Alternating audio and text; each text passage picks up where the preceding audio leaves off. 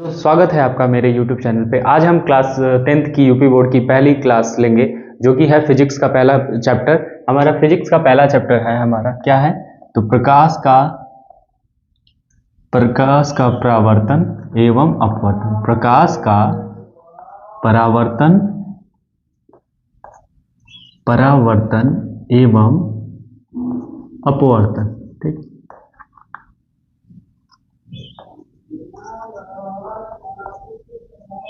प्रकाश का परावर्तन एवं अपवर्तन,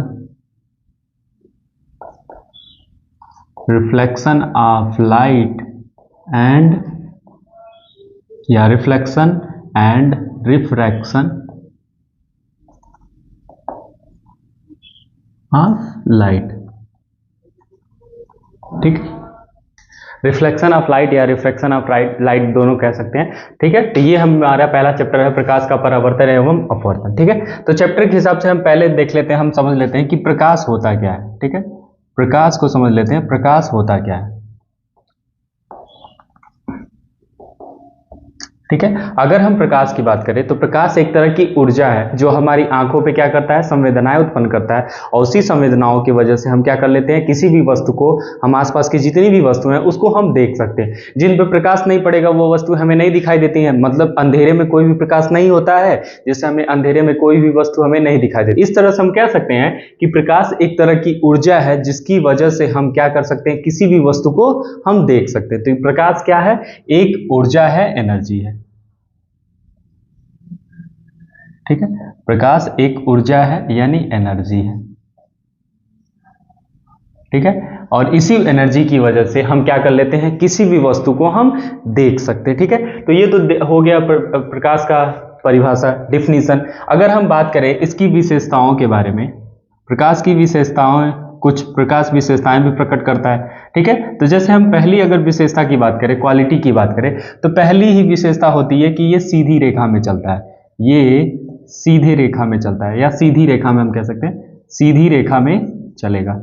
ठीक है, सीधी रेखा में चलता है। अब सीधी रेखा कहने का मतलब क्या होता है कि जब भी ये किसी सोर्स से, मतलब स्रोत से निकलेगा, तो वो हमेशा एक, अगर किसी एक पर्टिकुलर डायरेक्शन में जा रहा है, किसी एक निश्चित दिशा में जा रहा है, तो उस दिशा में स्ट्रेट लाइन में जाएगा, मतलब सीधी रेखा में जाएगा। जैसे कि मान लीजिए अगर ये सन है हमारा, ठीक है, अगर इससे प्रकाश की किरण निकल रही होगी, तो अगर इधर जा रही है तो एकदम सीधी चली जाएगी, इधर जा रही है तो भी सीधी, ऐसे जा रही है, किसी भी डायरेक्शन में अगर जा रही होंगी तो एक सीधी लाइन जा रही होगी। ठीक है, ऐसा, तो इससे हम कह सकते हैं कि जो प्रकाश होता है वो हमेशा सीधी रेखा में चलता है। ये होगी प्रकाश की पहली विशेषता। अब ये सीधी रेखा में चलता है तो भाई इसके चलने की कुछ चाल या गति भी होगी। ठीक है, तो हम कह दें कि अगर, ठीक है, इस चाल या गति से पहले भी हम कह सकते हैं कि प्रकाश के चलने के लिए किसी भी माध्यम की आवश्यकता नहीं पड़ती। जैसे हमने पढ़ा होगा कि ध्वनि को चलने के लिए माध्यम की आवश्यकता होती है। अगर वो उसको कि बिना, जहां एयर ना हो, हमारा सॉलिड पार्टिकल कुछ ना हो या लिक्विड ना हो, तो वहां पे कभी भी हमें ध्वनि सुनाई ही नहीं देगी। ठीक है, हमें ध्वनि कभी नहीं सुनाई देगी। निर्वात में हमें कभी ध्वनि सुनाई ही नहीं दे सकती है। ठीक है, और न ही देगी। वो जो हम साइंस फिक्शन मूवीज में देखते हैं कि स्पेस में हमारा कोई भी एयरक्राफ्ट डिस्ट्रॉय होता है तो उसकी आवाज आती है, तो ऐसा कुछ नहीं है, आवाज नहीं आ सकती। ठीक है, क्योंकि वहां पे एयर है ही नहीं। हाँ, अगर वहां पे एयर होगा तो वहां पे आवाजें आएंगी, लेकिन अगर स्पेस में कोई भी डिस्ट्रॉय चीज होती है तो उसका हमें साउंड नहीं सुनाई देगा। क्यों? क्योंकि वहां एयर नहीं है। ठीक है, लेकिन जो प्रकाश है उसको, प्रकाश को किसी भी माध्यम की आवश्यकता नहीं पड़ती है। वो सभी माध्यम है, चाहे वो निर्वात हो, चाहे हवा हो, चाहे पानी हो, चाहे कोई भी ग्लास हो, या हम कह सकते हैं पारदर्शी वस्तुएं हैं, उससे आसानी से प्रोपेगेट हो जाएगा, उससे आसानी से चला जाएगा। ठीक है, तो इसलिए हम कह सकते हैं इसको माध्यम की आवश्यकता नहीं होती है। अब माध्यम की आवश्यकता नहीं है तो इसकी कुछ चाल होगी। ठीक है, अगर हम इसकी चाल की बात करें, चाल कह दे या गति कह दे, कई बार बच्चों के अंदर कंफ्यूजन होता है कि चाल और गति क्या सेम है।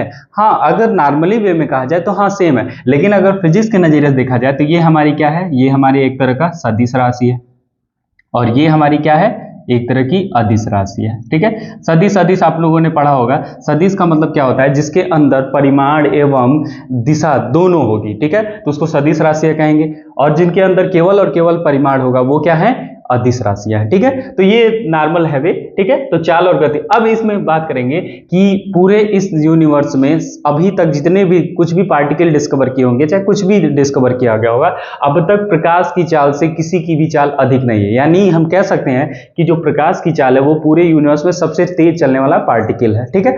तो अगर हम कहें तो इसीलिए इसकी चाल को हम एक पर्टिकुलर साइन के साथ दिखाते हैं, जिसको हम कहते हैं स्मॉल सी। स्मॉल सी से हम दिखाते हैं। अगर कहीं भी आपको स्मॉल सी फिजिक्स में दिख जाए तो इसका मतलब समझ जाइएगा कि ये क्या है, प्रकाश की चाल को डिनोट कर रहा है, ठीक है। तो हम कह दें, अगर प्रकाश की चाल की बात करें तो प्रकाश की चाल 3 गुणे 10 की घात 5 किलोमीटर पर सेकेंड होती है। हम सिंपल कह सकते हैं कि 3 लाख किलोमीटर एक सेकेंड में ये चला जाएगा, ठीक है। अगर कई बार बच्चों से कुछ पूछा जाता है कि इसको मीटर में बताइए, मीटर में अगर कोई पूछे तो सिंपली अगर इसको हम चेंज करना चाहें तो अगर बच्चों के अंदर कई बार बच्चे याद कर लेते हैं 3 × 10⁸ किलोमीटर पर सेकेंड, ठीक है। ये भी सी है, ठीक है। तो कई बार बच्चे इसको याद कर लेते हैं, इसको भी याद कर लेते, याद करने की जरूरत नहीं। अगर आप इसमें से एक वैल्यू याद रखें, मान लीजिए मैंने पहला ऊपर वाला याद कर लिया, अब एक चीज सोचिए, अगर ये हमारे पास 3 × 10 की घात क्या है, 5 किलोमीटर है, ठीक है, ठीक है। और इधर हमारा नीचे सेकंड, ठीक है। अभी इसको बदलिए, अगर मैं कहूं इसको मीटर में बदलिए तो हम तो जानते हैं ना कि 1 किलोमीटर में कितने मीटर होते हैं, 1000 मीटर होते हैं, यानी 1000 मीटर होगा, ठीक है। अब बताइए, अगर इतना किलोमीटर है तो अगर बड़ी क्वांटिटी से आप छोटी क्वांटिटी में जाएंगे, मतलब बड़ी वैल्यू से अगर छोटी वैल्यू में जाएंगे तो हम सीधे मल्टीप्लाई कर देंगे, और सीधे अगर मल्टीप्लाई करेंगे तो हम 1000 को, अगर हमने कभी इंडिसेस पढ़ा होगा या एक्सपोनेंट पावर की चीजें पढ़ी होंगी, तो हम यहाँ 100 लिख दिया था, 1000 हो, तो अगर 1000 को अगर हम बोले तो क्या लिख सकते हैं, या तो ऐसे लिख दे, और अगर स्टैंडर्ड वैल्यू लिखना है तो इसको हम ऐसे ना लिख के ऐसे लिख सकते हैं, ठीक है। और आपने पढ़ा होगा कि जब भी ये हमारे घात आधार अगर बराबर होते हैं, यानी बेस इक्वल होता है, तो उनके पावर क्या हो जाते हैं, ऐड हो जाते हैं। एक्सपोनेंट का आपने एक रूल पढ़ा होगा जिसमें आपने देखा होगा a⁴m × a⁴ अगर n होता है तो इसको हम क्या लिख देते हैं, m+n, ऐसा लिखते हैं ना। उसी के हिसाब से अगर इसको लिख दिया जाए तो 3 × 10⁻⁴ क्या हो जाएगा, 8 हो जाएगा, ठीक है। तो वो वैल्यू यहीं से आ जाती है, ठीक है। तो ये हल्का फुल्का आप जान लीजिए, मैथ में अगर आप जरूर पढ़े होंगे, ठीक है। तो ये हो गया, ठीक है। अगर वो लिखना रहा होगा तो पहले लिख लीजिएगा, वीडियो पॉज करके लिख लीजिएगा, ठीक है। अब बात करते हैं, ये चाल हो गया। अब बात करते हैं कि ये तीसरी कुछ प्रॉपर्टी भी हो सकती है, ठीक है। तो हम कह दें कि ये प्रकाश में द्वैतीय प्रकृति पाई जाती है, ठीक है, द्वैतीय प्रकृति पाई जाती है।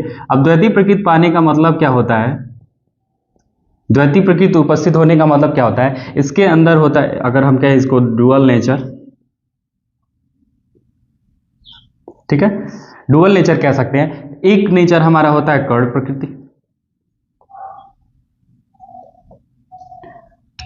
जिसको पार्टिकल नेचर कहते हैं, पार्टिकल नेचर,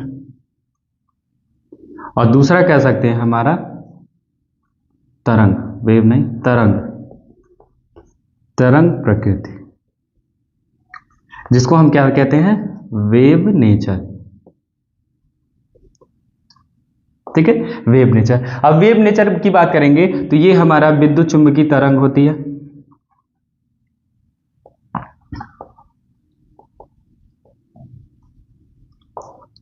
विद्युत चुंबकीय तरंग होती है, ठीक है। इस विद्युत चुंबकीय तरंग के बारे में हमारा 12th में काफी अच्छा एक चैप्टर, पूरा चैप्टर दिया गया है, जिसको हम फोटो इलेक्ट्रिक इफेक्ट के नाम से ऐसे पढ़ेंगे। तो उसमें हमको पूरा अच्छे तरीके से विद्युत चुंबकीय तरंगे एकदम अच्छे से पढ़ने को मिलेगा। बस इतना ही जान लीजिए। अगर हम इस विद्युत जो चुंबकीय तरंगे होती हैं वो कैसी तरंगे होती हैं, तो ये हमारी होती है अनुप्रस्थ, ठीक है, अनुप्रस्थ तरंग होती है, जिसको इंग्लिश में हम क्या कहते हैं, ट्रांसवर्स वेव कहते हैं, ठीक है। अगर बात करें पार्टिकल नेचर की तो इसके अंदर फोटॉन पाए जाते हैं, ठीक है।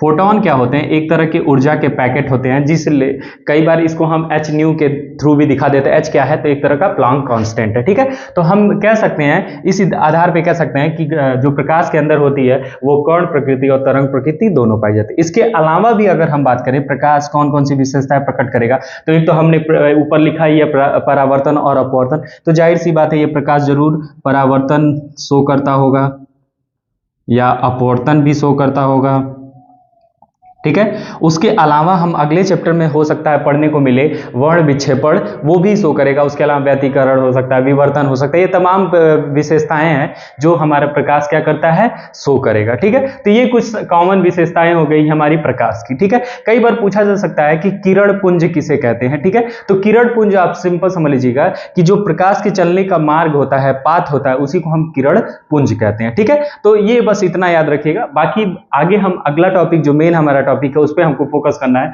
जिसका नाम है प्रकाश का परावर्तन। ठीक है, तो अगर स्क्रीनशॉट लेना हो तो आप ले सकते हैं, नहीं तो मिटा देते हैं।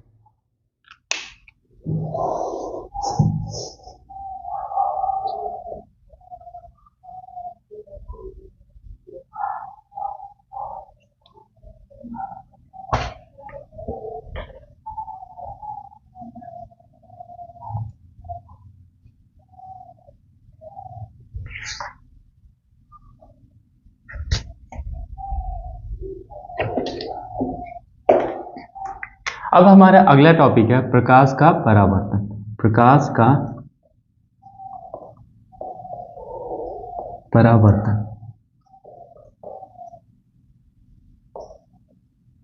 Reflection of light.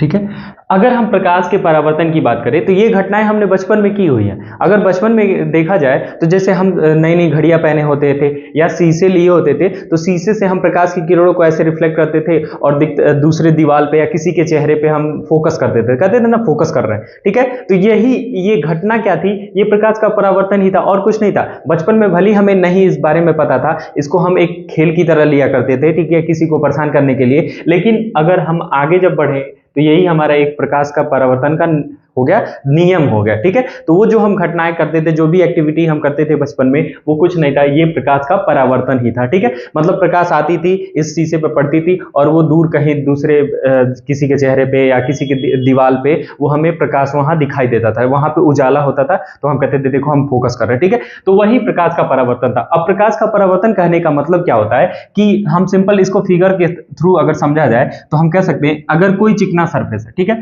अगर कोई समतल सरफेस है, उस समतल सरफेस पे अगर मतलब समतल सतह पे अगर कोई लाइट आती है तो वो कुछ ही भाग वो उस सरफेस के द्वारा क्या कर लेती है, एब्जॉर्ब की जाती है। बाकी सारी लाइटें वापस उसको भेज दी जाती है उसी दिशा में। ठीक है, तो मतलब एक प्रकाश की किरण आई, ठीक है, एक प्रकाश की किरण आई, किसी बिंदु पे मान लो आपतित हुई, तो वो बिंदु हम मान लेते हैं O। ठीक है, किसी बिंदु पे आपतित हुई, उस बिंदु को हमने O मान लिया। हमने कहा कि जब भी कोई प्रकाश की किरण आती है तो उसका कुछ भाग उस सरफेस के द्वारा, उस सतह के द्वारा एब्जॉर्ब कर लिया जाता है, बाकी सभी क्या कर दिया था, उसी दिशा में वापस भेज दिया जाता है। ठीक है, तो ये प्रकाश की किरण आई और वापस उसी दिशा में चली गई। ठीक है, वापस उसी दिशा में चली गई। ठीक है, अगर ये लाइन सीधी नहीं है तो इसको हम सीधी और कर लेंगे। ठीक है, ये उसी दिशा में चली गई। ठीक है, अब मान लीजिए ये हम इसको पहले सरफेस दिखा, अगर ये सरफेस है मान लीजिए, ठीक है, ये कोई समतल था, ये हमारा पॉइंट जो था वही था, क्या पॉइंट था, O था। ठीक है, ये पॉइंट O था। हमने कहा कि अगर कोई प्रकाश की किरण आती है तो किसी सरफेस पे टकराएगी, उस टकराने के बाद कुछ प्रकाश की किरणें अवशोषित हो जाती और बाकी की प्रकाश किरणें उसी दिशा में लौट जाती।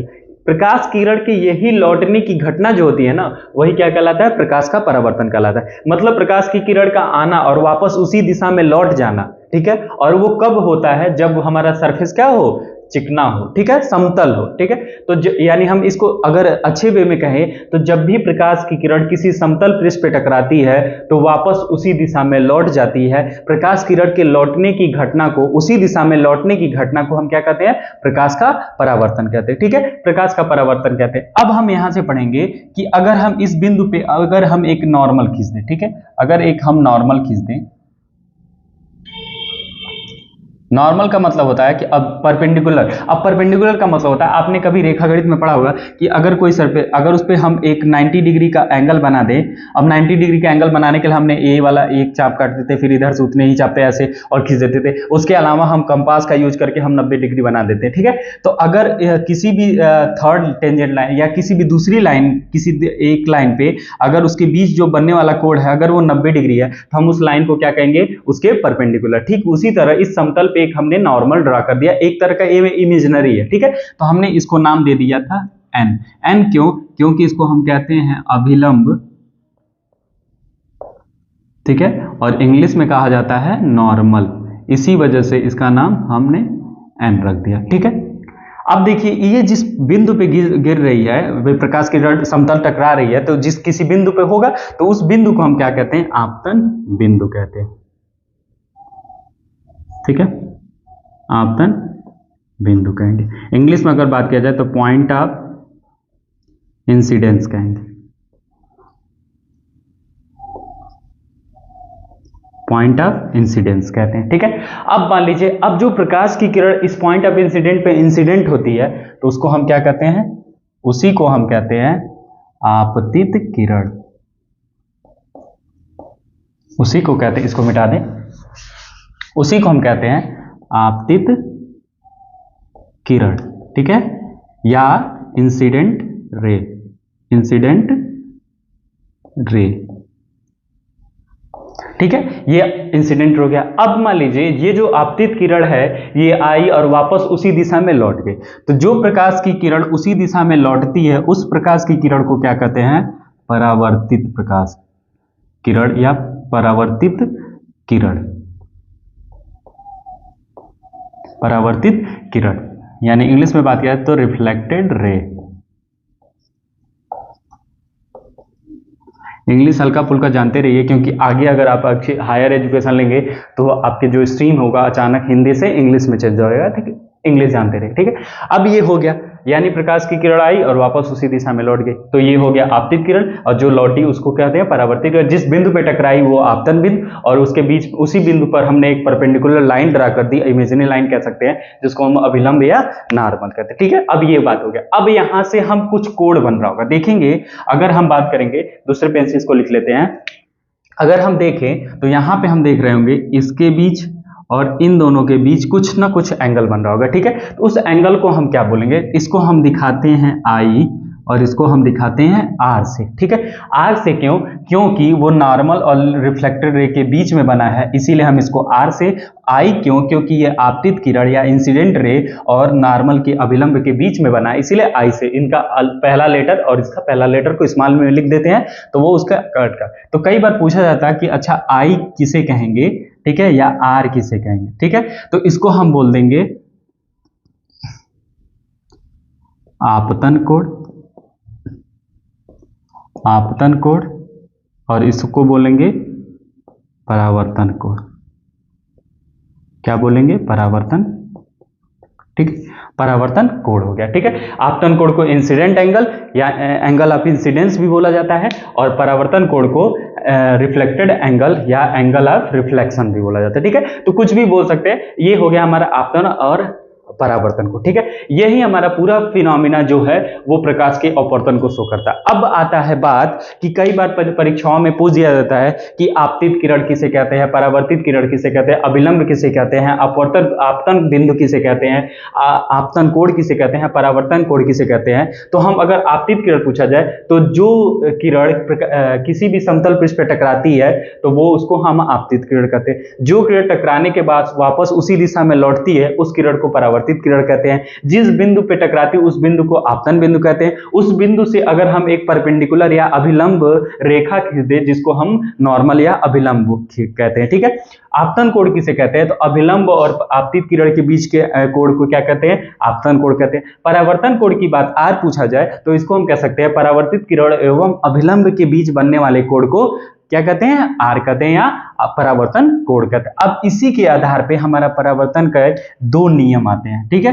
नियम क्या है? कई बार पूछा भी जाता है, और ये अगर साथ में पूछेगा तो अगर परावर्तन गलती से अगर 2 नंबर में पूछ भी देता है तो वो आपको ये पूरा पहले परावर्तन के बारे में लिखना होगा, ये पूरा रेखा चित्र, इसका ये डायग्राम बनाना होगा, रे डायग्राम बनाना होगा, और साथ में आपको नियम भी लिखना होगा। वो क्या क्या है नियम वो अभी हम देख लेंगे, ठीक है। तो हम अगर परावर्तन के नियमों की बात करें तो परावर्तन का पहला नियम क्या कहता है? आप एक चीज इस फिगर में ऑब्जर्व करेंगे कि अगर इस पॉइंट को हमने O माना है तो इसी पे देखेंगे हमारा आपतित किरण भी है, इसी पे हमारा अभिलंब, और इसी बिंदु से हमारा परावर्तित किरण आती है। तो इसी को देखते हुए हमारा पहला नियम होता है कि आपतित किरण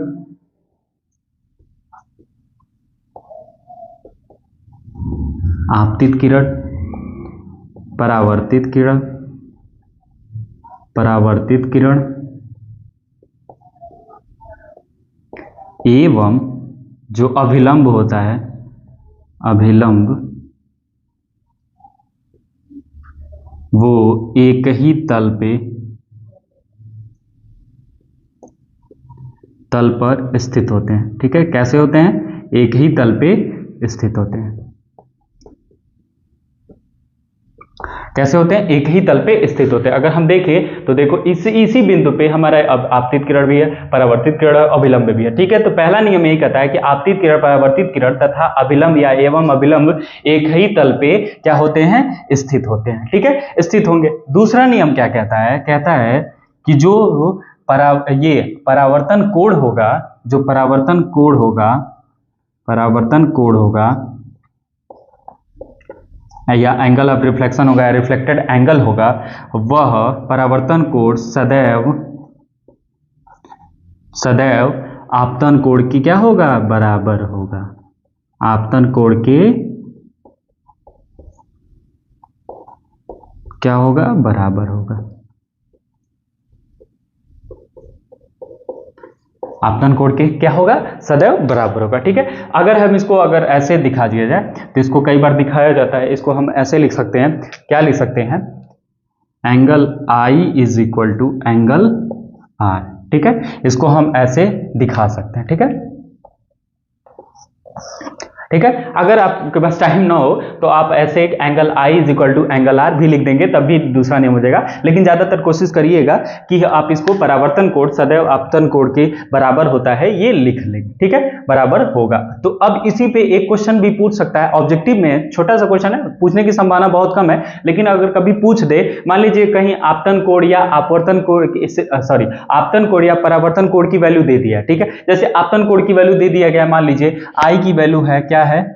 60 डिग्री है। ठीक है, अगर 60 अंश है, 60 अंश है, तो पूछ देगा कि बताइए क्या आर की वैल्यू क्या होगी। ठीक है, तो हम बकायदा परावर्तन के द्वितीय नियम से हम कह सकते हैं कि आई और आर हमेशा बराबर होते हैं। आई और आर हमेशा क्या होते हैं? बराबर होते हैं। तो इसलिए 60 इज इक्वल टू क्या हो जाएगा? 60, यानी आर की वैल्यू क्या हो जाएगी? 60 हो जाएगी। ठीक है, 60 डिग्री हो जाएगा। तो कई बार ऐसा क्वेश्चन पूछ सकता है, ये जरूरी नहीं है कि 60 ही पूछे, कुछ भी एंगल दे देगा। अगर आई की वैल्यू या आर की वैल्यू दे तो उस दशा में आई और आर हमेशा बराबर होते हैं, अगर वो परावर्तन हो रहा है तब। लेकिन एक कंडीशन होगा कि वो नियमित परावर्तन हो रहा होगा तब। अगर गलती से विसरित परावर्तन हो तब आई और आर आपस में बराबर नहीं हो सकते। ठीक है, तो ये हम आगे पढ़ेंगे अभी, क्योंकि परावर्तन के प्रकार में। तो अगर आपको स्क्रीनशॉट लेना है तो ले लीजिए, 2 मिनट के लिए रुके हैं तब तक। ठीक है, अब हम इसको मिटा देते हैं। अब हम पढ़ेंगे परावर्तन के, प्रकाश के परावर्तन के प्रकार। ठीक है, क्या पढ़ेंगे? प्रकाश के परावर्तन के प्रकार।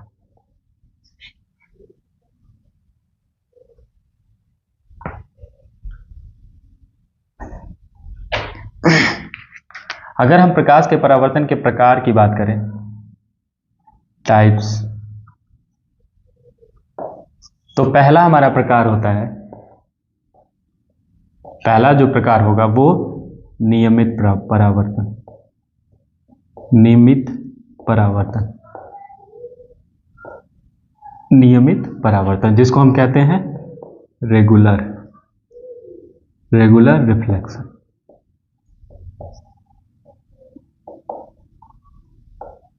ठीक है, नियमित परावर्तन। ठीक है, तो नियमित परावर्तन में हम कह सकते हैं कि सेम जो अभी जस्ट हमने पढ़ा था वो एक तरह का नियमित परावर्तन ही था। ठीक है, मतलब कोई अगर सतह रहेगा, ठीक है, अगर वो सतह है, ठीक है, ये सतह हो गया, समतल हो, ठीक है, तो पहला कंडीशन होना चाहिए, इसके पहला कंडीशन हमारा क्या है कि अगर जो सतह है वो कैसा होना चाहिए? चिकना होना चाहिए, प्लेन होना चाहिए। ठीक है, सबसे पहला कंडीशन यही है। तो अब मान लीजिए बहुत सारी प्रकाश की किरण आ रही है, एक प्रकाश किरण ऐसे आई, एक प्रकाश की किरण ऐसे आई, और एक प्रकाश की किरण भी ऐसे ही मान लीजिए। ठीक है, 3 प्रकाश की किरणें हैं आई। अब हमने क्या कहता है, परावर्तन का नियम कहता है कि जैसे आती हैं उसी पे लौट जाएंगे। ठीक है, वैसे ही लौट जाएंगे। ठीक है, तो ये वैसे ही लौट गई। ठीक है,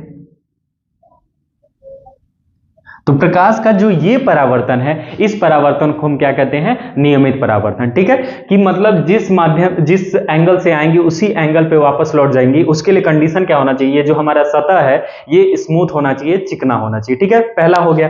ठीक है, नियमित परावर्तन। तो नियमित परावर्तन जब भी प्रकाश की किसी चिकने सतह पे पड़ती है तो वो वापस उसी माध्यम में लौट जाती है। ठीक है, और जो उनके बीच का एंगल बनता है, जो अभिलंब से एंगल जो बनता है, वो हर जगह समान होता है। ठीक, हर किरणों के लिए समान होता है। तो इस प्रकार के परावर्तन को हम क्या कहते हैं, नियमित परावर्तन। अब बात करेंगे कि दूसरा परावर्तन क्या है। ठीक है, अगर दूसरा परावर्तन की बात करेंगे तो उसको हम कहते हैं विसरित परावर्तन। ठीक है, या अनियमित परावर्तन भी कह सकते हैं। ठीक है, तो उसको कहते हैं विसरित परावर्तन। ठीक है, जिसको हम कहते हैं इररेगुलर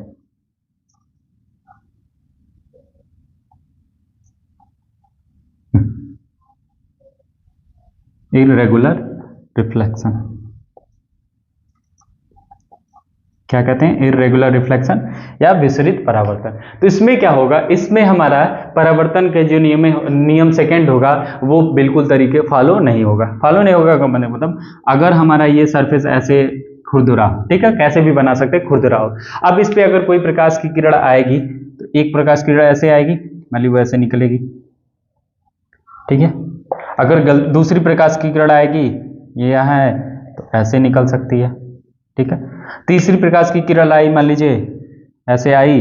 ठीक है, लेकिन वो ऐसे चली गई। ठीक है, मान लीजिए कहीं किसी भी दिशा में जा सकती है। तो इस तरह के परावर्तन को हम क्या कहते हैं, विसरित परावर्तन कहते हैं। ठीक है, जिसमें कह सकते हैं कि जो प्रकाश की किरण किसी भी रफ सरफेस पे पड़ेगी, मतलब ऊंचे नीचे खराब सरफेस पे अगर गिरेगी, ठीक है, तो हम देखते हैं कि उसका जो परावर्तन होता है वो सही तरीके से नहीं होता है। तो इस प्रकार के परावर्तन को विसरित परावर्तन को, और इसका एग्जाम्पल हम अच्छे से बता सकते हैं। अगर कोई नियमित परावर्तन का एग्जाम्पल पूछे तो जो हम बचपन में वो शीशे से किया करते थे या घड़ी के शीशे से किया करते थे, वो हमारा कैसा था, नियमित परावर्तन था। विसरित परावर्तन का अगर हम किसी कांच को अगर हम घिस दें, घिसने के बाद हम देखेंगे उसका जो सरफेस होगा वो खराब हो जाएगा।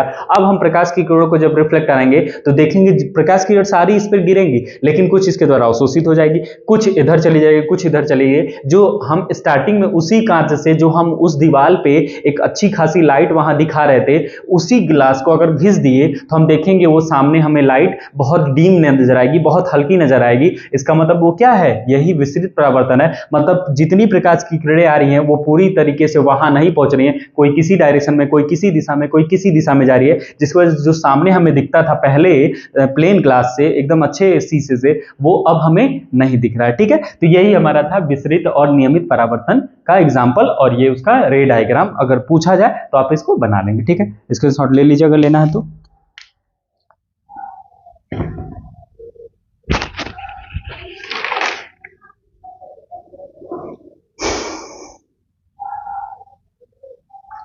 ठीक है, अब हम पढ़ेंगे अगला टॉपिक है, ये भी बहुत इंपॉर्टेंट है, दर्पण के बारे में। ठीक है,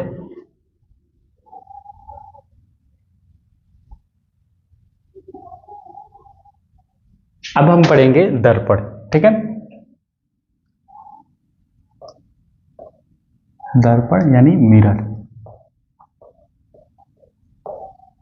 ठीक है, तो दर्पण क्या है, तो हम कह सकते हैं यह एक तरह का इंस्ट्रूमेंट है, यंत्र है, माध्यम है, जो प्रकाश की किरणों को क्या करता है, परावर्तित करता है। ठीक है, तो हम कह सकते हैं कि मिरर के द्वारा हम प्रकाश की किरणों का क्या करते हैं, परावर्तन करते हैं। मिरर में ही हमें अच्छे तरीके से प्रकाश के परावर्तन को दिख जाएगा, देख सकते हैं। ठीक है, तो अगर इसी दर्पण को कहा जाए तो दर्पण, इसी के आधार पर दर्पण को दो भागों में बांटा जाता है। ठीक है, पहला अगर हमारा कहते हैं, ठीक है, तो ये एक माध्यम है, या एक दर्पण क्या है, माध्यम है प्रकाश के परावर्तन को दिखाने के लिए। ठीक है, तो वो हमारा पहला मिरर होता है, वो जिसको हम कहते हैं समतल, समतल दर्पण,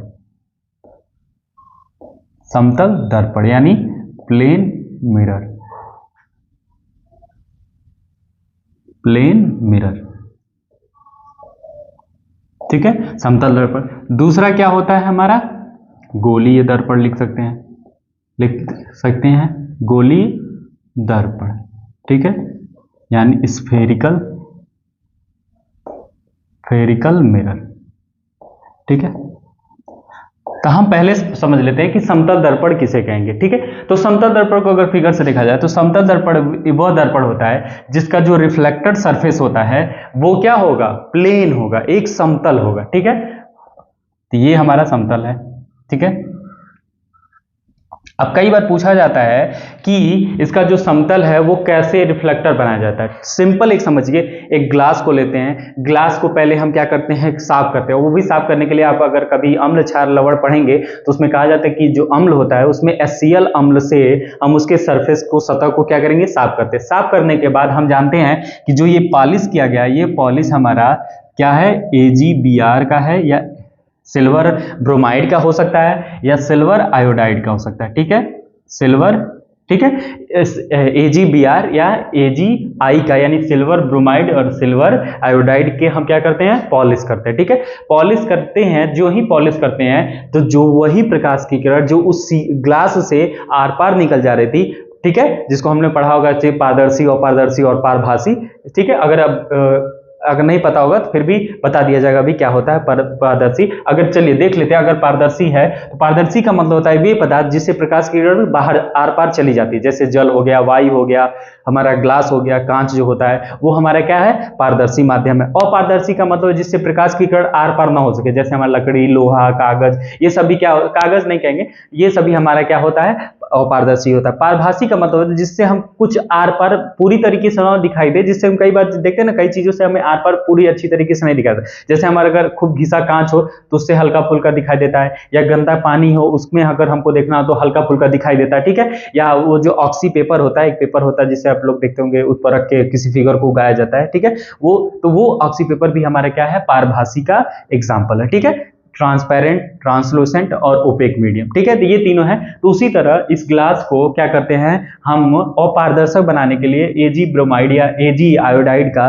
सिल्वर आयोडाइड या सिल्वर ब्रोमाइड का हम क्या करते हैं, पॉलिश कर देते हैं। पॉलिश करने से इसका एक सतह क्या हो जाता है, रिफ्लेक्टर हो जाता है, परावर्तक हो जाता है, और दूसरा सरफेस हमारा मतलब उससे आर पार लाइट नहीं जाएगी। ठीक है, ये घटना कर देते हैं तो तब ये हमारा क्या बनता है, ये ही हमारा प्लेन मिरर बन जाता है। ठीक है, तो ये हमारा हो गया प्लेन मिरर। मतलब जब प्लेन मिरर कोई पूछेगा क्या होता है, तो ऐसा मिरर जिसका जो रिफ्लेक्टेड सरफेस होगा, परावर्तक तल होगा, वो कैसा होगा, समतल होगा, सीधा होगा, उसको हम क्या करेंगे, बोलेंगे समतल दर्पण कहते हैं। ठीक है, अगर कई बार बच्चों से पूछ देते हैं टीचर कि ये जो पॉलिश की जाती है वो किसकी की जाती है, तो सिल्वर ब्रोमाइड या सिल्वर आयोडाइड की जाती है, लेकिन इसकी पॉलिश करने से पहले हमें इसके सरफेस को HCl से क्लीन कर लेते हैं। ठीक है, तो ये हो गया। अब बात करते हैं गोलीय दर्पण किसे कहते हैं। ठीक है, तो पहले गोलीय दर्पण का मतलब है, जैसे अगर समतल दर्पण का सरफेस, अगर जो रिफ्लेक्टर सरफेस था, मतलब परावर्तक तल था, वो सीधा था, तो इसका मतलब है ये गोलीय दर्पण है। तो गोली को हम सीधे कह सकते हैं कि इसका जो परावर्तक तल होगा कैसा होगा,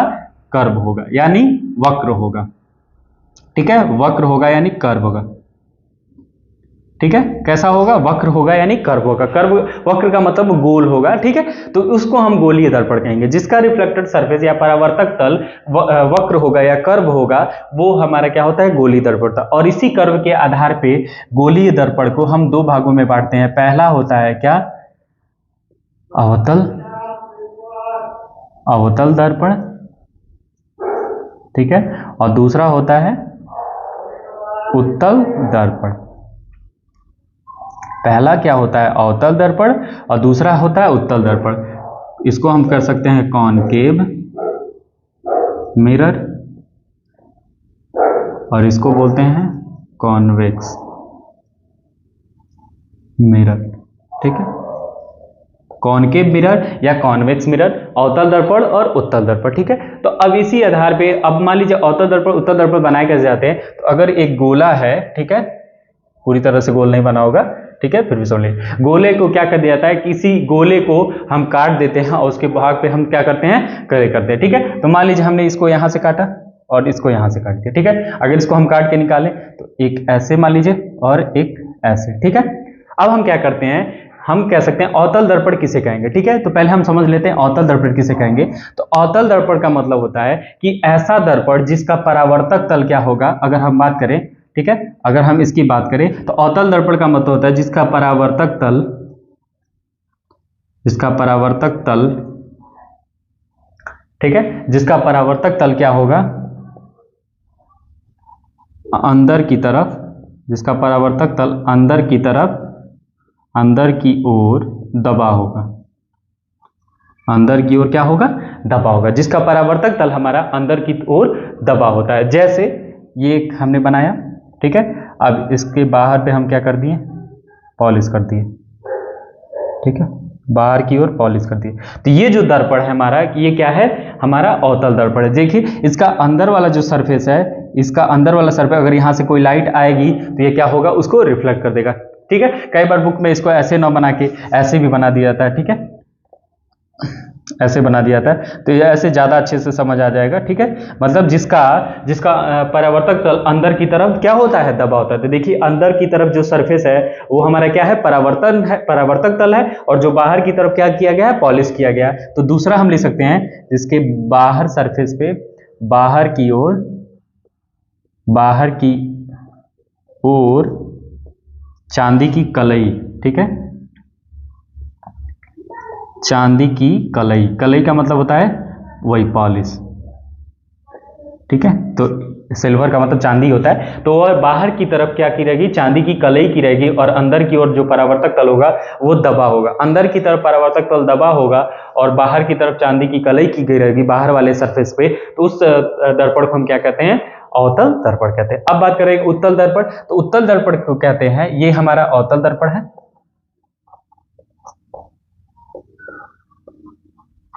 ये हमारा अवतल दर्पण है। उत्तल दर्पण का मतलब सीधे यही हो, ठीक है, इसके अंदर पे हमारा क्या होगा, पॉलिश होगा, ठीक है। अंदर की ओर हमारा क्या होगा, जो भी अंदर वाला सरफेस होगा, अंदर की तरफ जो होगा उस सरफेस पे हमारा क्या करेंगे, पॉलिश कर देंगे। यानी हम इसको कह सकते हैं जिसका परावर्तक तल क्या होगा, जिसका परावर्तक तल उभरा हुआ होगा, क्या होगा, उभरा उभरा हुआ होगा, उभरा हुआ होगा, ठीक है। जिसका परावर्तक तल उभरा हुआ है उसको हम कहते हैं उत्तल दर्पण, और जिसका परावर्तक तल क्या हो, अंदर की तरफ दबा हुआ होता है, उसको हम कहते हैं अवतल दर्पण, ठीक है। तो ये कंफ्यूजन नहीं होना चाहिए आपको। अवतल दर्पण का मतलब अवतल यानी कॉनकेव लिखा है, कॉनकेव में गुफा देखा है, गुफा का अंदर की तरफ जाने पर तो उसका लगता है कि ऐसे अंदर की तरफ दबा हुआ है, ठीक है। तो ठीक उसी तरह अवतल दर्पण का मतलब जिसका अवतल, जिसका जो तल है वो अंदर की तरफ दबा हो, ठीक है, जिसका तल अंदर की तरफ दबा हो उसको हम अवतल कहते हैं। उत्तल का मतलब होता है जिसका तल जो परावर्तक तल है वो बाहर की तरफ उभरा हुआ हो, ठीक है, तो उसको हम उत्तल कहते हैं, ठीक है। उत्तल में क्या होगा, अवतल में क्या होगा कि उसके जो अंदर वाला दबा हुआ क्षेत्र है वो परावर्तक तल होगा, और उसके बाहर क्या किए रहेंगे, पॉलिश किए रहेंगे सिल्वर की, ठीक है। और उत्तल दर्पण में जिसका बाहर का तल जो होगा उभरा हुआ होगा और वो परावर्तक तल होगा, और उसके अपोजिट अंदर वाले तल पे हम क्या किए रहेंगे, पॉलिश किए रहेंगे। तो इस हम दर्पण को हम क्या कहते हैं, उत्तल दर्पण। तो ये अवतल दर्पण हो गया और उत्तल दर्पण हो गया, ठीक है। तो ये हम दर्पण समझ लिए। दर्पण कितने तरह के होते हैं, दो तरह के होते हैं। ऐसा समतल दर्पण उसे दर्पण कहते हैं जिसका जो परावर्तक तल होता है वो समतल होता है, प्लेन होता है, सीधा होता है, ठीक है। गोलीय दर्पण किसे कहते हैं, जिसका जो परावर्तक तल होता है वो कर्व होता है, वक्र होता है। अब ये उस आधार पे दो तरह के होते हैं, अवतल दर्पण, उत्तल दर्पण। अवतल दर्पण किसे कहते हैं, जिसका परावर्तक तल अंदर की तरफ दबा होता है उसको हम अवतल दर्पण कहते हैं। उत्तल दर्पण किसे कहते हैं, जिसका परावर्तक तल बाहर की तरफ उभरा हुआ होगा उसको हम क्या कहेंगे, उत्तल दर्पण कहेंगे, ठीक है। तो ये दोनों हमारे, ये अवतल दर्पण है और ये हमारा उत्तल दर्पण है, ठीक है। तो ये हम समझिए, अगर स्क्रीनशॉट लेना है तो ले लीजिए।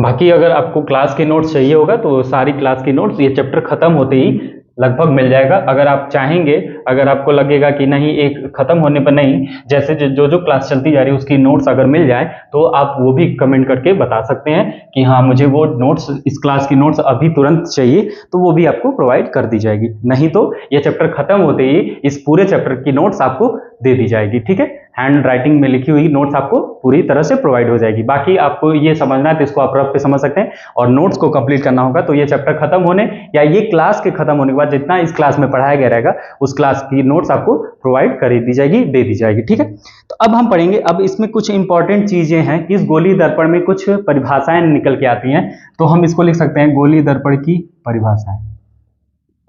गोलीय दर्पण से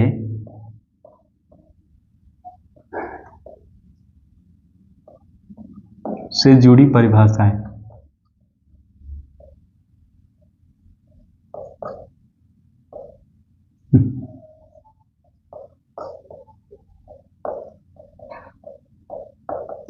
गोली दर्पण से जुड़ी परिभाषाएं, ठीक है, ये क्या क्या है, ठीक है। इसमें हम पहली परिभाषा पढ़ेंगे, ठीक है, वक्रता केंद्र, ठीक है। ये भी कई बार बच्चों से पूछ दिया जाता है, 1 नंबर में पूछ दिया जाएगा वक्रता केंद्र किसे कहेंगे, वक्रता केंद्र किसे कहेंगे, ठीक है। वक्रता केंद्र यानी centre of curvature, centre of curvature, ठीक है। तो वक्रता केंद्र किसे कहेंगे, तो हम अवतल उत्तल दर्पण को समझने के लिए क्या करेंगे, एक गोला बना लेते हैं पहले, ठीक है। ये गोले का कोई ना कोई सेंटर होगा, ठीक है। अब मान लीजिए मैंने इसी से इसको काट के एक इधर से काटा और एक इधर काटा, ठीक है। तो एक मैंने मान लीजिए अब मैंने एक यहां से काट के इसको निकाल लिया, ठीक है, चाहे इसको इधर वाले किया है ना, तो चलो ये हम ऐसे बना लेते हैं, इधर से जो भाग काटा है उसको ऐसे कर ले रहे हैं, ठीक है। और इधर जिसको काटा गया है तो इसको ऐसे समझ लीजिए,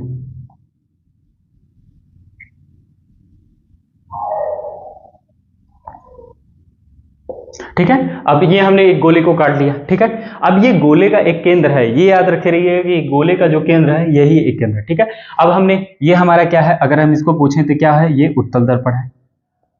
क्या है, उत्तल दर्पण। अभी आपने पढ़ा है कि जिसका परावर्तक तल बाहर की तरफ उभरा हुआ होता है उसको उत्तल दर्पण कहते हैं। और ये क्या है हमारा, ये हमारा है अवतल दर्पण,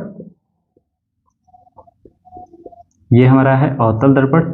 हमने अवतल दर्पण के बारे में पढ़ा था कि जिसका जो परावर्तक तल होता है वो अंदर की तरफ धंसा हुआ होता है, दबा हुआ होता है, ठीक है। अब ये हो गया। अब यहीं से हमें इस दर्पण का वक्रता केंद्र पढ़ना है। तो अगर ये हम कहें तो ये इस गोले का भाग है ना, तो इस गोले का कोई सेंटर होगा, तो समझिए इस गोले को अगर हम ऐसे कंप्लीट करते, ठीक है, तो एक कंप्लीट करते तो ये भी उस गोले का ही भाग है, तो उस गोले का जो भी केंद्र होता है, यानी हम सिंपल भाषा में कह सकते हैं कि वक्रता केंद्र वह केंद्र है कि जो दर्पण किसी गोले का भाग होता है, उस गोले का जो केंद्र होता है वही उस दर्पण का भी वक्रता केंद्र होता है, ठीक है। तो सपोज कर लीजिए अगर यहां हमारा ये उस केंद्र गोले का केंद्र आता तो इसी को हम क्या कहते हैं, सी कहते हैं, ठीक। उसी तरह इसका कहां होगा, तो इसका दर्पण की आगे होगा, इसका दर्पण के पीछे होता है वक्रता केंद्र। उत्तल दर्पण में कई बार पूछा जाता है कि उत्तल दर्पण में वक्रता केंद्र किधर होता है, तो उत्तल दर्पण में वक्रता केंद्र दर्पण के पीछे होता है, और अवतल दर्पण में वक्रता केंद्र दर्पण के बाहर होता है, मतलब दर्पण के आगे होता है, ठीक है, आगे कह सकते हैं, ठीक है। तो हम कह सकते हैं वक्रता केंद्र की अगर कोई परिभाषा पूछे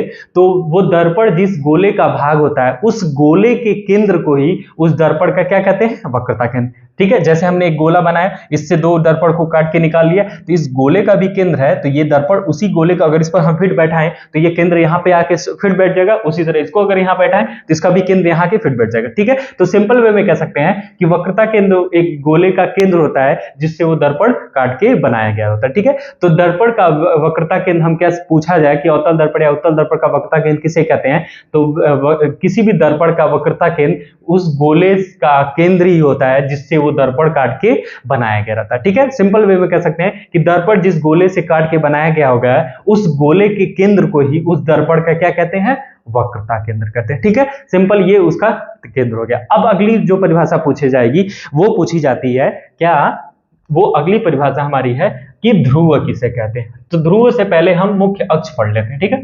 मुख्य अक्ष थोड़ा पढ़ लेंगे तो अच्छी चीज रहेगी, ठीक है। तो हम दूसरी परिभाषा पढ़ते हैं, मुख्य अक्ष।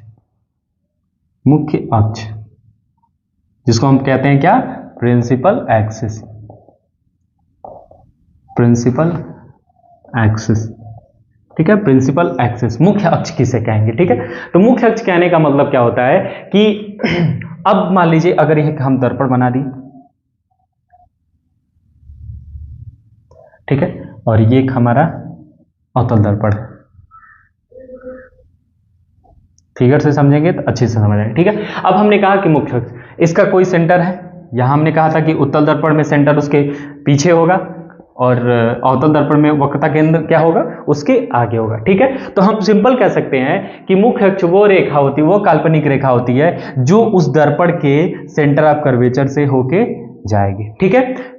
मुख्य अक्ष वह काल्पनिक रेखा होती है जो उस दर्पण के मुख्य अक्ष से जाती है, तो यहीं पे सीधा इससे जाएगी, ठीक। उसी तरह इसका भी देख लें, ठीक है, यहाँ पे हमारा C है। तो इस काल्पनिक रेखा को हम क्या कहते हैं, मुख्य अक्ष कहते हैं। तो मुख्य अक्ष वह काल्पनिक रेखा है जो किसी भी दर्पण के वक्रता केंद्र से होके जाएगी। ठीक है, किसी भी दर्पण के अगर वक्रता केंद्र से होके जाएगी तो उस लाइन को, उस रेखा को हम क्या कहेंगे, मुख्य अक्ष कहेंगे। मुख्य, ये हमारा क्या हो गया, अक्ष हो गया। ठीक है, मुख्य अक्ष हो गया। ये भी हमारा, इसको नाम दे देते हैं मुख्य अक्ष। ठीक है, मुख्य अक्ष हो गया। ठीक है, अब कई बार ये याद रखिएगा कि किसी भी उत्तल दर्पण में, अगर हम ये दर्पण लिख दे तो अच्छा और सही रहेगा। उत्तल, ये हमारा अवतल। ठीक है, तो ये याद रखिएगा, कई बार ऑप्शन में पूछ दिया जा सकता है कि उत्तल दर्पण में जो वक्रता केंद्र होता है दर्पण के किधर होता है, तो उसमें लिखा रहेगा आगे होता है, बीच में होता है, पीछे होता है, ऊपर होता है। ठीक है, तो आप ऐसा, उसमें क्या होता है, आप इस फिगर में देख रहे हैं कि उत्तल दर्पण में जो वक्रता केंद्र है वो क्या है, दर्पण के पीछे बना है, और वहीं पे अवतल दर्पण पे दर्पण के आगे है। तो ये ऑप्शन में आप कभी गलती मत करिएगा, पूछा जा सकता है। ठीक है, तो ये हो गया हमारा वो वक्रता केंद्र और मुख्य अक्ष। मुख्य अक्ष के मैंने क्या कहा कि एक काल्पनिक रेखा जो वक्रता केंद्र से होके जाती है, दर्पण के वक्रता केंद्र से होके जाती है, चाहे वो उत्तल दर्पण हो चाहे अवतल दर्पण हो। तो सिंपल कहा जा सकता है मुख्य अक्ष वह काल्पनिक रेखा होती है जो वक्रता केंद्र से यानी सेंटर ऑफ कर्वेचर से होके जाती है, उसी को हम क्या कहते हैं, मुख्य अक्ष कहते हैं। अब इसी कड़ी में अगला हमारा जो टॉपिक रहेगा वो हमारा है ध्रुव। ठीक है, उसे कहते हैं ध्रुव। ध्रुव का मतलब पोल। ठीक है, ध्रुव का मतलब पोल। तो सिंपल, कई बार नॉर्मली भाषा में बोल दिया जाता है कि ध्रुव किसी भी दर्पण का मध्य बिंदु होता है। ठीक है, किसी भी दर्पण का जो मध्य बिंदु होगा वो ध्रुव कहलाएगा। या दूसरे भाषा में कहते हैं कि जब मुख्य अक्ष वक्रता केंद्र से होकर गुजरती है तो दर्पण को किसी न किसी बिंदु पे कट कर रही है। ठीक है, जैसे यहाँ पे कट किया उसने। ठीक है, इसको हम दूसरे पेन से अगर दिखाएं, जैसे यहाँ पे उसने कट किया, इसको मुख्य अक्ष, जैसे यहाँ पे कट किया, ठीक है, और यहाँ पे कट किया। ठीक है, तो हम कह सकते हैं कि जब भी कोई मुख्य अक्ष किसी वक्रता केंद्र से, किसी दर्पण के वक्रता केंद्र से होके जाती है तो वो उस दर्पण को किसी न किसी बिंदु पे कट करेगी। वह बिंदु को ही हम क्या बोलेंगे, हम डिनोट करते हैं P से, और इसी को हम क्या बोलते हैं, ध्रुव बोलेंगे। ठीक है, ध्रुव बोलेंगे। उसी तरह इसका ध्रुव कहाँ होगा, यहाँ है ध्रुव। ठीक है, और इसको दिखाते हैं P से। ठीक है, तो हम अगर कोई तुमसे ध्रुव का बारे में, आपसे ध्रुव के बारे में पूछा जाए, ध्रुव, दर्पण का ध्रुव किसे कहते हैं, तो दर्पण का ध्रुव या तो ये भी कह सकते हैं नॉर्मल भाषा में कि दर्पण के मध्य बिंदु को हम ध्रुव कहते हैं, उस दर्पण का ध्रुव कहते हैं। या कि जब भी कोई मुख्य अक्ष किसी वक्रता केंद्र से होकर गुजरती है तो वो दर्पण को किसी बिंदु पे कट करती है, बिंदु पे काटती है, उसी बिंदु को हम क्या कहते हैं, उस दर्पण का ध्रुव कह सकते हैं। ठीक है, तो ये हमारा हो गया ध्रुव। ठीक है, अब अगला हमें पढ़ना है, अगली मेन जो है, तो इसको पहले अगर आप स्क्रीनशॉट ले लीजिए ताकि मिटा दें, ताकि उसको अच्छे से समझा जाएगा, उसमें जगह होनी चाहिए। ठीक है,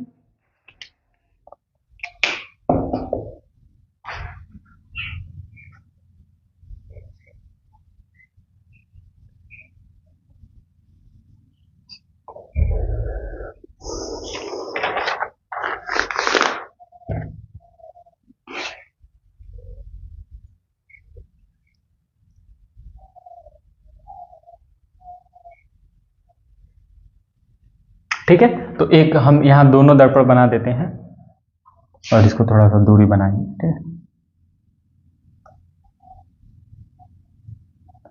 ये हमारा कौन सा दर्पण है, अवतल दर्पण। ये हमारा कौन सा दर्पण है, उत्तल दर्पण। ये हमारा उत्तल दर्पण है। ठीक है, हमने इसका वक्रता केंद्र कहाँ कहा था, यहाँ बोला था। इसका वक्रता केंद्र कहाँ होगा, लगभग यहाँ होगा। ठीक है, इससे एक काल्पनिक रेखा जाती है, जिसको हम क्या कहते हैं, मुख्य अक्ष कहते हैं। ठीक है, उसी तरह इससे होके जाएगी, मान लीजिए यहाँ होगा। ठीक है, इसको हम कहते थे मुख्य अक्ष, इसको हमने क्या कहा था, पोल कहा था।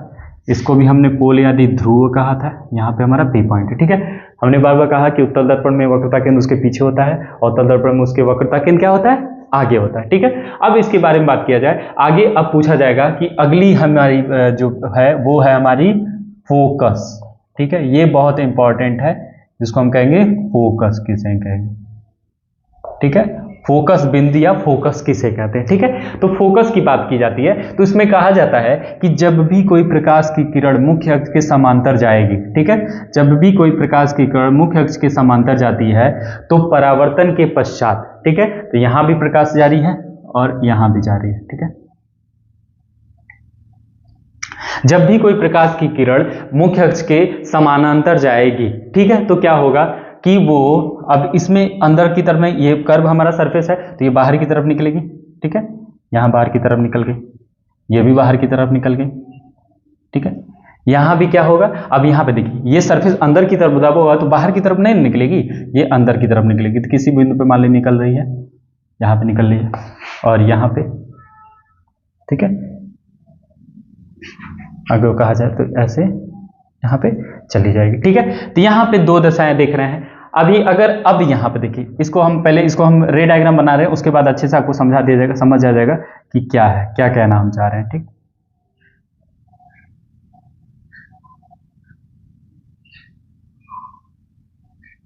ठीक है, तो देखते हैं। अब इसमें देखा जाए तो हम इसको कह सकते हैं, जब भी कोई प्रकाश की किरण किसी भी दर्पण के, चाहे वो ये उत्तल है हमारा है, ये उत्तल दर्पण है और ये अवतल है,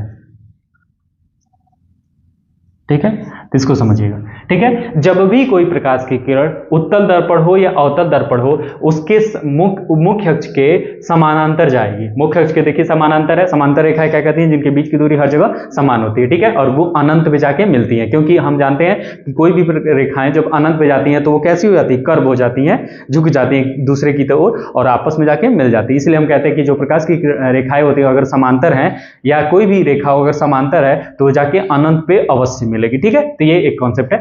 अगर हम बात करेंगे तो जब भी कोई प्रकाश किरण मुख्य अक्ष के समांतर जाती है तो परावर्तन के पश्चात जिस बिंदु पे मिलेगी, जिस बिंदु पे मिलेगी या जिस बिंदु पे मिलती हुई प्रतीत होती है, यहां पे कोई प्रकाश किरण मिल नहीं रही ना, अगर इसको हम आगे बढ़ा दें तो ये फैलती जा रही है, फैलने वाली प्रकाश किरण कभी मिलेंगी नहीं मिलेगी, ठीक है। अब सारी प्रकाश की किरण नहीं मिलेंगी, लेकिन अभी सारी प्रकाश की किरण किसी न किसी बिंदु पे मिलेंगी, ठीक है। तो हम कह सकते हैं जब किसी दर्पण के मुख्य अक्ष के समांतर जब प्रकाश की किरणें जाती हैं तो परावर्तन के पश्चात जिस बिंदु पे मिलती हैं या जिस बिंदु पे मिलती हुई प्रतीत होती हैं, उस बिंदु को हम क्या कहते हैं, उस दर्पण का, चाहे वो उत्तल दर्पण हो चाहे अवतल दर्पण हो, उस दर्पण का क्या कहते हैं, फोकस कहते हैं, और उसको हम दिखाते हैं एफ से, जैसे यहां हमने दिखा दिया, एफ दिखा दिया, ठीक है। तो सिंपल अगर कोई आपसे पूछे कि उत्तल दर्पण का फोकस किसे कहते हैं, तो उत्तल दर्पण में जब भी प्रकाश की किरण मुख्य अक्ष के समांतर जाएंगी तो वो परावर्तित हो जाती हैं, ठीक है।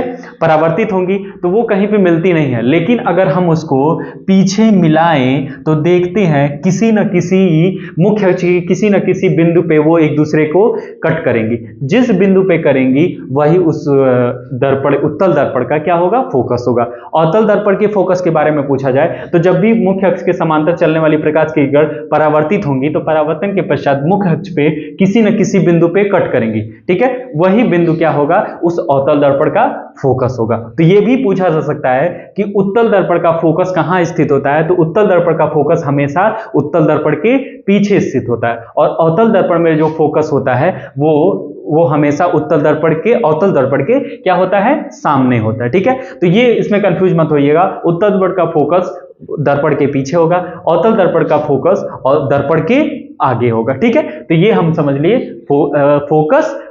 अब यहीं से यही इसी फिगर में हम अगला पढ़ लेंगे, अगली परिभाषा क्या है, फोकस दूरी, ठीक है। फोकस दूरी किसे कहते हैं, फोकस दूरी, ठीक है, फोकल लेंथ।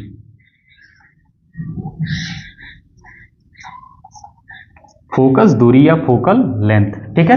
फोकस दूरी कैसे कहते हैं, तो जाहिर सी बात है फोकस है तो फोकस से ही कुछ रिलेटेड होगा। तो सिंपली हम कह सकते हैं, जो ये अगर इसको मिटा दें, अगर ये पोल है, अगर इसको हम यहां से नाप लें और इसको हम यहां से करते हैं, ठीक है, ठीक है, तो हम कह सकते हैं फोकस और पोल के बीच की जो दूरी होगी वही क्या कहलाती है,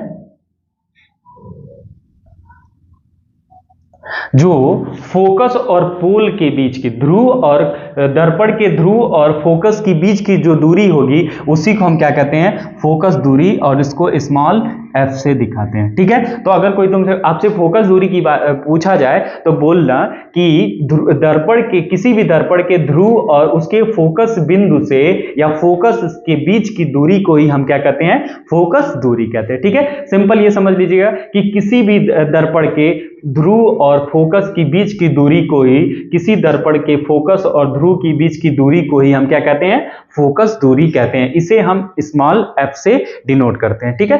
ये है, आप इसको चाहें तो आप बना सकते हैं या स्क्रीनशॉट ले लीजिए, काम आएगा।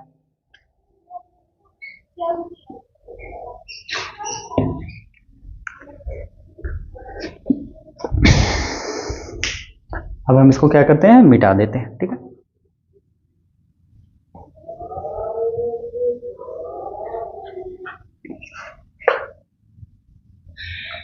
अगर हम एक बार रिपीट करना चाहें तो वक्रता केंद्र क्या होता है, जिसको C से दिखाते हैं। वक्रता केंद्र होता है किसी भी दर्पण, एक गोले का भाग होता है, उस गोले के केंद्र को ही उस दर्पण का क्या कहते हैं, वक्रता केंद्र कहते हैं। किसी भी दर्पण में वक्रता केंद्र जो होता है वो अवतल दर्पण में वक्रता केंद्र दर्पण के पीछे होता है और अवतल दर्पण में वक्रता केंद्र दर्पण के आगे होता है। अगर बात किया जाए मुख्य अक्ष किसे कहते हैं, तो किसी भी दर्पण के अगर वक्रता केंद्र से होकर कोई काल्पनिक रेखा जाती है तो उस रेखा को हम क्या कहते हैं, मुख्य अक्ष कहते हैं, ठीक है। इसे पी से नहीं, इसे प्रिंसिपल एक्सिस बस कहिए, मुख्य अक्ष कहेंगे। अब ध्रुव की बात होती है तो ध्रुव क्या होता है, दो इसकी परिभाषा लिख सकते हैं। एक को कह सकते हैं कि किसी भी दर्पण के मध्य बिंदु को हम उसका ध्रुव कहते हैं, या दूसरे भाषा में कह सकते हैं कि जब भी कोई मुख्य अक्ष किसी दर्पण के वक्रता केंद्र से होकर गुजरती हो तो दर्पण को किसी न किसी बिंदु पे क्या करती है, कट करती है। उसी बिंदु को हम क्या कहते हैं, उस दर्पण का पोल कहते हैं या ध्रुव कहते हैं, ठीक है। अब आती है फोकस। तो फोकस में क्या कहते हैं कि जब भी किसी दर्पण के मुख्य अक्ष के समांतर जब कोई रेखा जाती है तो परावर्तन के पश्चात किसी बिंदु पे मिलती है या किसी बिंदु पर मिलती हुई प्रतीत होती है। जिस पर मिलेगी उसे अवतल दर्पण का फोकस कहते हैं और जिस पर मिलती हुई प्रतीत होती है उसको हम क्या कहते हैं, उत्तल दर्पण का फोकस कहते हैं। तो कई बार इससे क्वेश्चन पूछा जा सकता है कि उत्तल दर्पण का फोकस किधर होता है, तो दर्पण के पीछे होता है। अवतल दर्पण का फोकस किसे होता है, दर्पण के आगे होता है, ठीक है। तो फोकस दूरी अगर आगे से पूछा जाएगा, फोकस दूरी किसे कहते हैं, फोकल लेंथ किसे कहते हैं, तो दर्पण किसी भी दर्पण के, चाहे उत्तल हो चाहे अवतल हो, उसके ध्रुव और फोकस बिंदु के बीच की जो दूरी होती है, डिस्टेंस होती है, लेंथ होती है, उसी को हम क्या कहते हैं, फोकस दूरी कहते हैं। ये उस किसी भी दर्पण से जुड़ी हुई परिभाषा है और इसमें से एक दो जरूर पूछा जा सकता है, 1 नंबर में या 2 नंबर में, ठीक है। तो अब हम पढ़ेंगे प्रतिबिंब, ठीक है। तो हम दर्पण की सभी चीज परिभाषाएं पढ़ ली है, अब इसके बाद हमें पढ़ना है प्रतिबिंब, ठीक है। प्रतिबिंब ये बहुत इंपॉर्टेंट है कि ये समझ लेंगे, उसके बाद हम आगे का जो दर्पण से जो भी प्रतिबिंब बन सकता है वो हम समझेंगे, ठीक है। प्रतिबिंब किसे कहते हैं, ठीक है। तो सिंपल समझिए, जब भी किसी दर्पण के किसी बिंदु, मतलब कह सकते हैं कि जब भी कोई किसी बिंदु से प्रकाश की किरण किसी दर्पण से टकरा के किसी दूसरे बिंदु पे मिलेगी, ठीक है, तो उसी बिंदु को, उस प्रथम बिंदु का क्या कहते हैं, प्रतिबिंब कहते हैं, ठीक है। मतलब जब भी किसी बिंदु से कोई भी प्रकाश की किरण जाएगी और परावर्तन के पश्चात किसी बिंदु पे जाके मिलेगी, किसी न किसी बिंदु पे मिलेगी, क्योंकि भैया फोकस होगा, ठीक है। तो जिस बिंदु पे वो मिलती है उसी बिंदु को, प्रथम बिंदु का, पहले बिंदु का क्या कहते हैं, प्रतिबिंब कहते हैं, ठीक है। सिंपल ये अगर समझना चाहे तो प्रतिबिंब किसे कहेंगे, तो जब भी कोई प्रकाश की किरण किसी बिंदु से चलती है और परावर्तन के पश्चात किसी बिंदु पे मिलती है या मिलती हुई प्रतीत होती है तो उस बिंदु को हम क्या बोलते हैं, प्रथम बिंदु का प्रतिबिंब बोलते हैं, ठीक है। अब ये प्रतिबिंब हमारा 2 तरीके का होता है, ठीक है। पहला क्या होता है, वास्तविक होता है, वास्तविक प्रतिबिंब, वास्तविक प्रतिबिंब, ठीक है। दूसरा होता है आभासी प्रतिबिंब, आभासी प्रतिबिंब, आभासी प्रतिबिंब ना, आभासी प्रतिबिंब, आभासी प्रतिबिंब, ठीक है। तो अगर हम बात करेंगे कि वास्तविक प्रतिबिंब किसे कहते हैं, आभासी प्रतिबिंब कहते हैं, ठीक है। तो इसको हम दर्पण के हिसाब से ही समझ लेते हैं, ठीक है। ये हमारा अवतल दर्पण हो जाएगा, ठीक है, और ये हमारा उत्तल दर्पण हो जाएगा, ठीक है। ये हमारा उत्तल दर्पण, ये उत्तल दर्पण है, ये अवतल दर्पण है, ये उत्तल दर्पण है, ठीक है। अब इससे एक, इसका मान लीजिए यहां पे रहेगा C, ठीक है, ये हमारा C है, ये हमारा क्या है, P है, और इसी के बीच में हमारा क्या होगा, फोकस होगा। ठीक उसी तरह अगर इससे हम एक लाइन खींचें तो ये हमारा इसका सेंटर ऑफ कर्वेचर बार बार बोला गया है, पीछे होगा, इसके बीच में एफ होगा, यहाँ पे क्या होगा, पी होगा। ठीक है, अब हमने कहा कि जब भी कोई किसी बिंदु से प्रकाश की किरण जाएगी, या मान लीजिए समांतर जा रही है, ठीक है, मान लीजिए ये वस्तु यहाँ है, ठीक है, तो ये समांतर जा रही है, यहाँ कोई वस्तु है, अब इससे जा रही है प्रकाश की किरण, जाएगी तो परावर्तन के पश्चात जिस बिंदु पे ठीक है निकलेगी, वही बिंदु क्या होगा, उस बिंदु पे उसका क्या बनेगा, प्रतिबिंब बन रहा है। तो यहाँ पे देखिए एग्जैक्टली बन रहा है, तो इससे इसी फोकस कहते हैं, और यहीं पे इसका प्रतिबिंब बन गया, तो इसको हम कह देंगे इस वस्तु का यहीं पे क्या है, प्रतिबिंब है। ठीक है, तो ये जो प्रतिबिंब होगा, यानी हम वास्तविक प्रतिबिंब किसे कहेंगे, जब भी कोई प्रकाश की किरण किसी बिंदु से जाएगी, ठीक है, परावर्तन के पश्चात जिस बिंदु पे मिलेगी, जिस बिंदु पे एग्जैक्टली मिलेगी, उस वास्तविक में जिस बिंदु पे मिलेगी, उस बिंदु को हम क्या कहते हैं, वस्तु का वास्तविक प्रतिबिंब कहते हैं। ठीक है, लेकिन अगर यहां भी यहीं पे हम वो देखें, ठीक है, अगर वो किसी वस्तु से पैरेलल किसी वस्तु से प्रकाश किरण जा रही है, तो परावर्तन के पश्चात क्या होगी, कहीं दूर चली जाएगी। ठीक है, दूर चली जाएगी, यहां मिल तो नहीं रही है, लेकिन अगर हम इसको पीछे की तरफ हम क्या करें, अगर बढ़ा दें, इसको हम पीछे की तरफ बढ़ा दें, ठीक है, अगर हम यहां बढ़ा दें, ठीक है, तो यहां देखेंगे, यहां अगर हम बढ़ा दें तो किसी न किसी बिंदु पे मिल रही है। ठीक है, तो इस प्रतिबिंब को हम क्या कहेंगे, आभासी प्रतिबिंब। ठीक है, तो आभासी प्रतिबिंब करने का मतलब जब भी कोई प्रकाश की किरण किसी बिंदु से जाएगी और परावर्तन के पश्चात मिलेगी नहीं, मिलती हुई प्रतीत होगी, ठीक है, तो उस बिंदु को हम क्या कहते हैं, उस पहले बिंदु का प्रतिबिंब कहते हैं, और यही प्रतिबिंब हमारा कैसा होता है, आभासी होता है। तो जब भी कोई प्रकाश की किरण एग्जैक्टली मतलब एकदम से मिलेगी, उसको हम वहां पे जो प्रतिबिंब होगा वो वास्तविक प्रतिबिंब होगा, और जहां पे नहीं मिलेगी उसको पीछे बढ़ाया जाएगा, मिलाया जाएगा जब, ठीक है, तो इसको हम कहते हैं आभासी प्रतिबिंब। ठीक है, तो जहां पे मिलती है वहां पे वास्तविक प्रतिबिंब बनता है, जहां मिलती हुई प्रतीत होती हैं उसको हम क्या कहते हैं, आभासी प्रतिबिंब कहते हैं। तो जहां मिलेंगी वहां वास्तविक, जहां नहीं मिलेंगी, मिलती हुई प्रतीत होंगी, उनको आभासी प्रतिबिंब कहते हैं। ठीक है, अब कई बार पूछा जा सकता है कि आभासी प्रतिबिंब और वास्तविक प्रतिबिंब में अंतर बता दीजिए। ठीक है, तो वास्तविक प्रतिबिंब हमेशा पर्दे पे लिया जा सकता है। वास्तविक प्रतिबिंब अगर पहला देखा जाए तो इसका हमारा परिभाषा ही हो सकता है कि जब भी कोई प्रकाश की किरण अगर वास्तव में किसी बिंदु पे मिलेंगी तो उस बिंदु को हम क्या कहेंगे, उस बिंदु पे हमारा वास्तविक प्रतिबिंब बनेगा। आभासी प्रतिबिंब के बारे में बोला जाए तो जिस बिंदु पे हमारा प्रकाश की किरण नहीं मिलेंगी, मिलती हुई प्रतीत होंगी, उस बिंदु को हम क्या कहेंगे, उस बिंदु को हम आभासी प्रतिबिंब बोलेंगे। वास्तविक प्रतिबिंब को हम क्या कर सकते हैं, पर्दे पे लिया जा सकता है, आभासी प्रतिबिंब को हम पर्दे पे नहीं ले सकते। ठीक है, तो ये कुछ सिंपल अंतर है। अब बात किया जाए कि वास्तविक प्रतिबिंब हमेशा वस्तु से उल्टी होती है। ठीक है, आभासी प्रतिबिंब जो होता है वो हमेशा वस्तु से के सीधा होता है, हमेशा इसका जो प्रतिबिंब होगा वो सीधा होगा, और वास्तविक प्रतिबिंब हमेशा उल्टा होगा। तो ये तीन हमारे अंतर हो गए। पहला अंतर याद रखे रहिएगा कि वास्तविक प्रतिबिंब में हमेशा प्रकाश की किरणें किसी न किसी बिंदु पर मिलती हैं, आभासी प्रतिबिंब में प्रकाश किरण मिलती नहीं है, मिलती हुई प्रतीत होती हैं। वास्तविक प्रतिबिंब को पर्दे पे लिया जा सकता है, आभासी प्रतिबिंब को पर्दे पे नहीं लिया जा सकता है। अब वास्तविक प्रतिबिंब हमेशा उल्टी बनती हैं और आभासी प्रतिबिंब हमेशा सीधी बनती है। ठीक है, तो ये तीन बेसिक अंतर है, इसको कई बार अगर एग्जाम में पूछ दे तो आप आसानी से लिख सकते हैं। ठीक है, तो ये हो गया। अब हमारे पास आएगा कि प्रतिबिंब के बनने के नियम कुछ होते हैं, कि किसी भी दर्पण के द्वारा प्रतिबिंब के बनने के नियम होते हैं। ठीक है, तो प्रतिबिंब के बनने के क्या क्या नियम होते हैं वो हम पढ़ेंगे। किसी भी दर्पण से, चाहे वो उत्तल दर्पण से हो चाहे अवतल दर्पण से हो, ठीक है, तो वो हम पढ़ लेंगे। ठीक है, तो हम लिख सकते हैं प्रतिबिंब के बनने के नियम, यानी गोलीय दर्पण से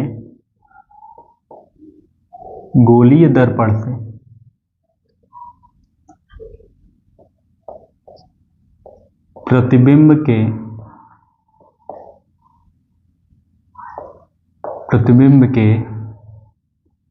बनने के नियम। ठीक है, क्या क्या नियम है, यानी हम लिख सकते हैं rule of formation of image from spherical mirror.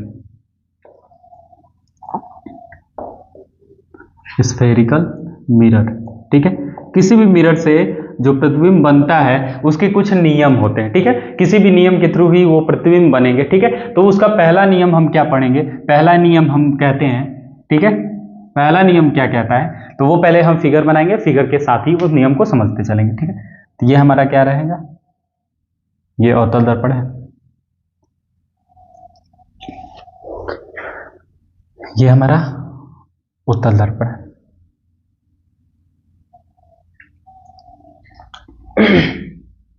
एक हमने ये खींच दिया, मुख्य अक्ष खींच दिया, इसमें भी मुख्य अक्ष खींच दिया, ठीक है। इसका मान लीजिए यहाँ सेंटर ऑफ कर्वेचर है, ठीक है, इसका सेंटर ऑफ कर्वेचर यहाँ है, मान लीजिए वक्रता केंद्र यहाँ पे है, ठीक है। ये हो गया, इसको हम सी से दिखा दे रहे हैं, अभी इसको हम सी से दिखा दे रहे हैं, ठीक है। ये हमारा क्या है, ये हमारा ध्रुव है P, इस दर्पण में क्या है, ये ध्रुव है।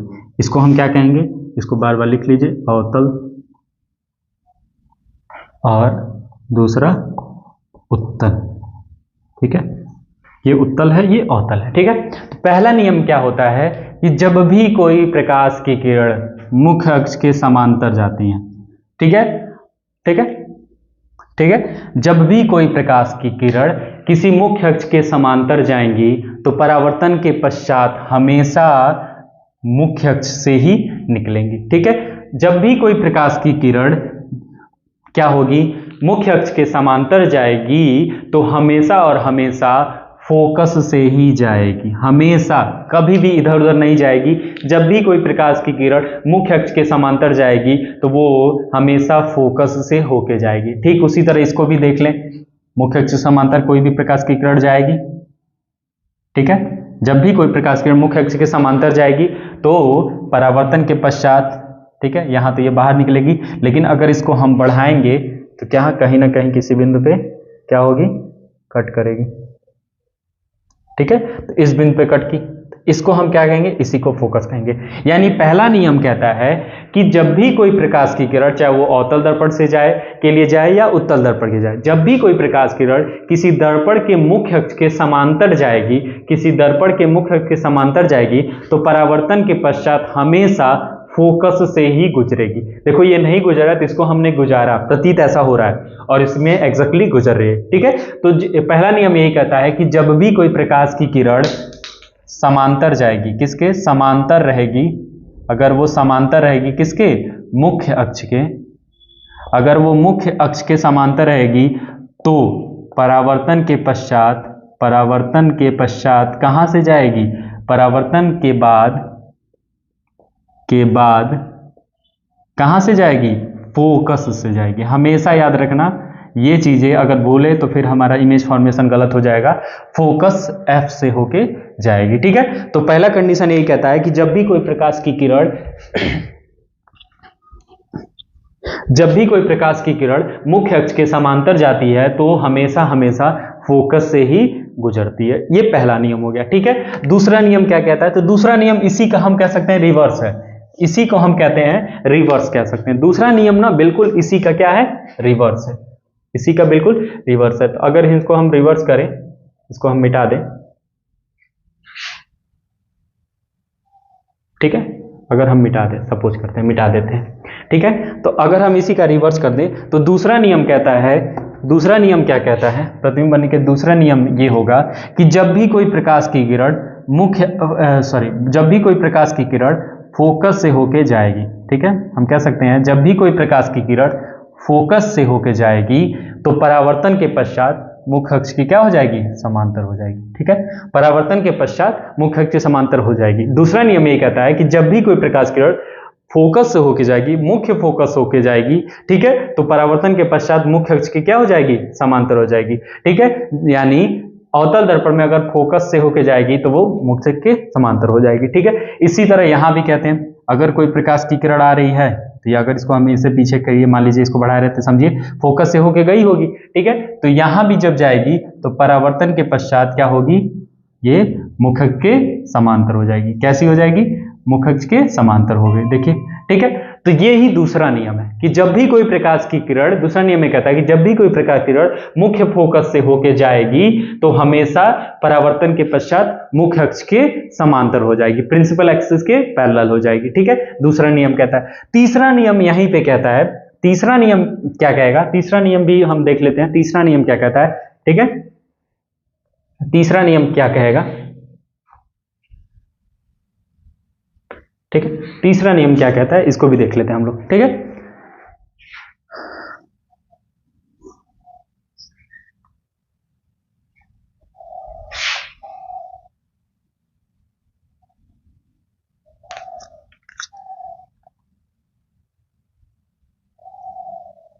ठीक है, तीसरा नियम क्या कहता है, ठीक है, तीसरा नियम कहता है कि मान अभी हम यहाँ पे दिखा देते हैं सेंटर ऑफ कर्वेचर इसका, या मान लीजिए यहाँ और इसका सेंटर ऑफ कर्वेचर यहाँ है, ठीक है। तो हम कहते हैं तीसरा नियम कहता है कि जब भी कोई प्रकाश की किरण वक्रता केंद्र से होके जाएगी, ठीक है, जब भी कोई प्रकाश की किरण वक्रता केंद्र से होके जाएगी, ठीक है, जब भी कोई प्रकाश की किरण वक्रता केंद्र से होके जाएगी तो वो बिना इधर उधर गए वापस उसी मार्ग पे क्या होगी, लौट आएगी, वापस उसी मार्ग पे वो क्या होगी, लौट आएगी। जब भी कोई प्रकाश की किरण मुख्य अक्ष के समांतर जाएगी, जब भी कोई प्रकाश की किरण मुख्य अक्ष के क्या जाएगी, मुख्य अक्ष पे स्थित वक्रता केंद्र से होकर जाएगी, या सिंपली कह सकते हैं जब भी कोई प्रकाश की किरण यानी देखिए, जब भी कोई प्रकाश की किरण दर्पण के वक्रता केंद्र से होके जाएगी तो वो वापस उसी पथ पे वापस लौट आएगी। मतलब वक्रता केंद्र से अगर जाएगी तो वक्रता केंद्र से होके वापस लौट जाएगी परावर्तन के पश्चात। हम कह सकते हैं जब भी कोई प्रकाश की किरण वक्रता केंद्र से जाएगी तो परावर्तन के पश्चात वापस वक्रता केंद्र से ही गुजर जाएगी। ठीक उसी तरह इसको भी देखा जाए,